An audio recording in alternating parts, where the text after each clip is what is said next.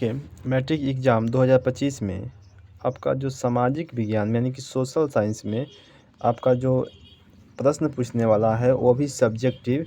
तो वो सारे सब्जेक्टिव प्रश्नों का आज हम आपको बताने वाले हैं कि कौन-कौन से प्रश्न जो है आपके एग्ज़ाम में पूछेगा, ठीक है? तो आप ध्यान से देखिए, बिल्कुल यही प्रश्न आने वाला है जो मैं आपको पढ़ाऊँगा। अभी जो मैं आपको बताऊँगा बिल्कुल यही प्रश्न आने वाला है। तो बस आपको क्या करना है कि ध्यान से वीडियो को देखना है।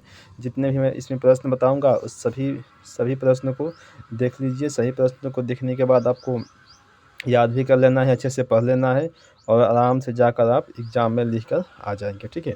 और अगर आपको वीडियो अच्छा लगता हो तो प्लीज़ वीडियो को लाइक ज़रूर कर दीजिए, क्योंकि आप लोगों से बहुत ही क्या है कि आप लोग वीडियो देख तो लेते हैं लेकिन लाइक नहीं करते हैं, ठीक है? तो आपसे एक रिक्वेस्ट है, प्लीज़ कि आप लोग वीडियो को लाइक ज़रूर करें, ठीक है? चलिए हम लोग शुरुआत करते हैं। प्रश्न है, कह रहा है कि 1789 ईस्वी में फ्रांस की क्रांति का मुख्य कारण क्या है? तो उत्तर लिखेंगे, 1789 ईस्वी के फ्रांस की क्रांति का मुख्य कारण राजनीतिक, आर्थिक, सामाजिक, बौद्धिक कारणों को माना जाता है, ठीक है? फ्रांस की क्रांति के समय निरंकुशवादी शासक लुई 16वां था। देखा कि जब फ्रांस की क्रांति हो रहा था तब उस समय वहाँ का जो शासक था वहाँ पर लुई 16वां था। देखिए, यानी कि फ्रांस के क्रांति के समय शासक कौन था? लुई 16वां। हम ये कह रहे हैं कि अभी हमने किस समय आपको एक क्वेश्चन वोट करवाया था, यही क्वेश्चन कि फ्रांस की क्रांति के समय वहाँ का राजा कौन था? तो बहुत लोगों ने लुई 14वां को मार दिया है, ठीक है? तो लेकिन क्या होगा? लुई 16वां है, आप ध्यान रखेंगे। इसके काल में भ्रष्टाचार का बोलबाला था। सभी प्रदेशों की आर्थिक स्थिति खराब थी, जबकि पादरी एवं कुलीन वर्ग की स्थिति अच्छी थी। इस क्रांति के मार्ग को वॉल्टेयर, रूसो तथा मॉन्टेस्क्यू ने आगे बढ़ाया था, ठीक है? चलिए देखिए,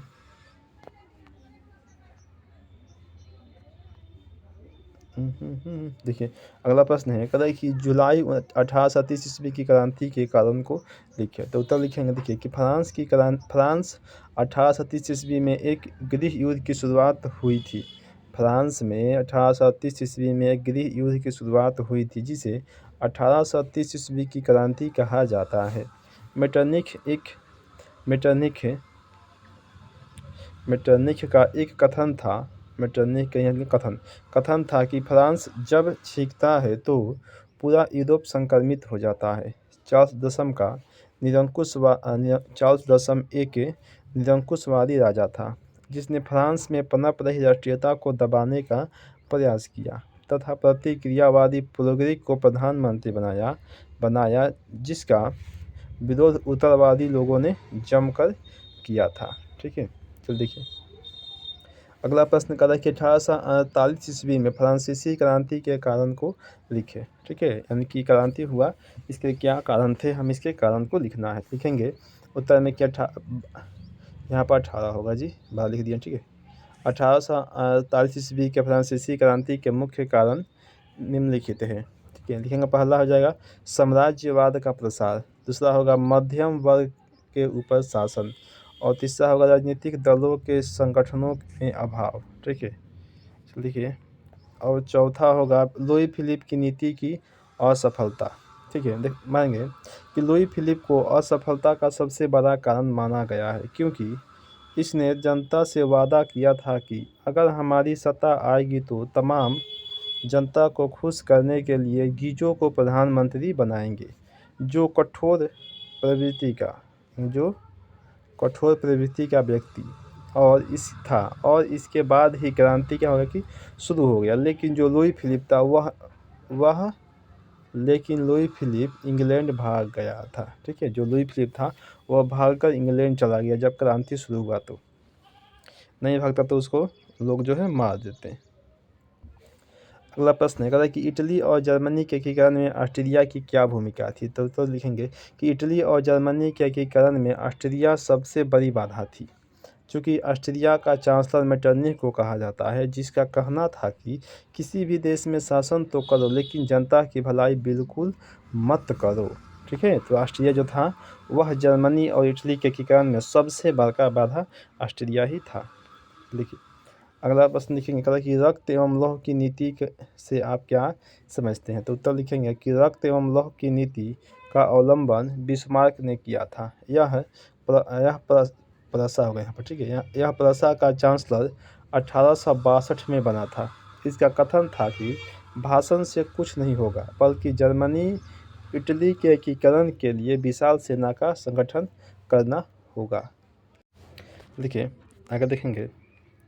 अगला प्रश्न है, कहते हैं कि खूनी रविवार से आप क्या समझते हैं। ठीक है, बहुत ही वीवीआई प्रश्न है। खूनी रविवार से आप क्या समझते हैं। लिखेंगे उत्तर कि 9 जनवरी 1905 ईस्वी को जाट सत्ता मिटाने के लिए लगभग 1 लाख मजदूर आपस में मिलकर रोटी दो का नारा लगाते हुए राजा के सेंट पीटर्सबर्ग महल की ओर जा रहे थे, जिसकी सूचना मिलते ही राजा ने सैनिकों को निहत्थे लोगों पर गोली चलाने का आदेश दे दिया, जिससे हजारों हजार की संख्या में लोगों की मृत्यु हो गई।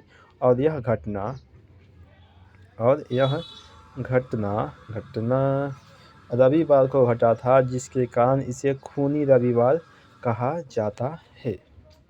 ठीक है, चल देखिए अगला प्रश्न लिखेगा कि मकान के निर्माण में भूकंप के प्रभावों को कम करने वाले 4 उपायों को लिखिए, अथवा भूकंप के प्रभाव को कम करने वाले 4 उपायों को लिखें।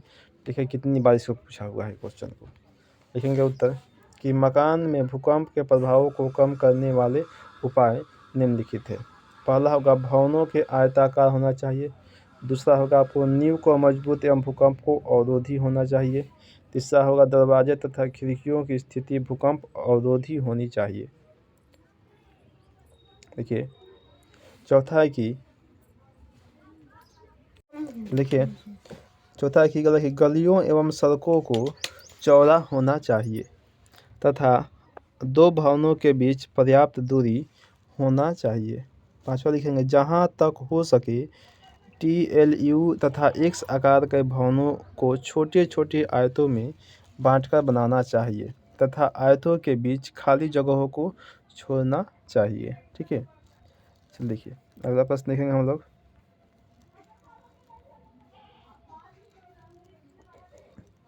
हाँ देखिए अगला प्रश्न है, कह रहा है कि नगर निगम के प्रमुख कार्यों का वर्णन करें। ठीक है, तो उत्तर लिखेंगे कि नगर निगम के प्रमुख कार्य निम्नलिखित है। पहला हो जाएगा नगर निगम का जो कार्य है, पहला होगा कि कूड़ा करकट तथा गंदगी की सफाई कराना। ठीक है, ये सब नगर निगम का काम है। दूसरा का है कि पीने के पानी का प्रबंध कराना।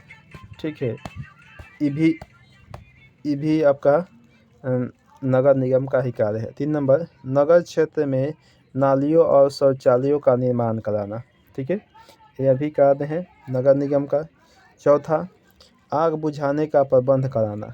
पांचवा हो जाएगा मनोरंजन घर का प्रबंध कराना। छठा लिखेंगे नगर की जनगणना कराना। सातवां होगा नए बाजारों का निर्माण कराना, भी इसी का काम है। और लिखेंगे 8 नंबर कि नगरों में बस चलवाना। 8 उसके बाद लिखेंगे 9 नंबर दुग्धशाला की स्थापना एवं प्रबंध कराना। 9 नंबर 10 नंबर लिखेंगे खतरनाक जानवर तथा पागल कुत्तों को मारने का प्रबंध करना। ये सब का सब इसका काम है, नगर निगम का काम है। अगला लिखेंगे देखिए भारत में किस तरह की जातिगत असमानताएं जारी है, स्पष्ट कीजिए। तो उत्तर लिखेंगे कि हम वास्तविक रूप से कह सकते हैं कि वर्तमान भारत में जातिवाद का बोलबाला है। इससे हमारा समाज अगली जाति और पिछड़ी जाति में बटा हुआ है, जिसमें शासन की सत्ता अगली जाति के हाथों में होती है और वह मनचाहा कार्य करता है। जातिगत असमानता आर्थिक, सामाजिक, राजनीतिक सभी क्षेत्रों को प्रभावित करता है।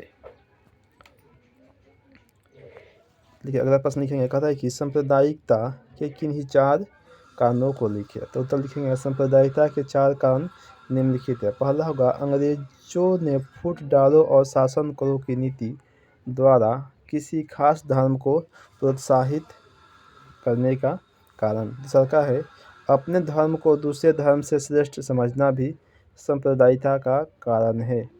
तीसरा का होगा कि इसका एक कारण अशिक्षा भी है। शिक्षा के अभाव के कारण लोग किसी भी बात पर आसानी से विश्वास कर लेते हैं। चौथा नंबर लिखेंगे, चुनाव के समय नेता लोग सामाजिक सद्भावना को बिगाड़ते हैं। ये हिंदू और मुस्लिम को एक दूसरे के प्रति भड़काते हैं, जिससे दंगे भी हो जाते हैं। चलिए अगला लिखेंगे प्रश्न।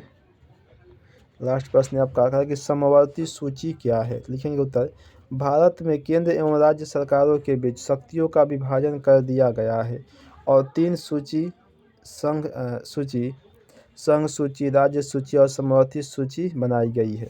समवर्ती सूची के अंतर्गत दिए गए विषय पर केंद्र और राज्य दोनों सरकारें कानून बना सकती है। ठीक है, यानी कि देखिए, समवर्ती सूची का मतलब यही है कि समवर्ती सूची के अंतर्गत केंद्र सरकार और राज्य सरकार दोनों मिलकर कानून बना सकती है या फिर दोनों कानून बना सकती है। ठीक है, उसे ही कहा गया है समवर्ती सूची। ठीक है, चलिए।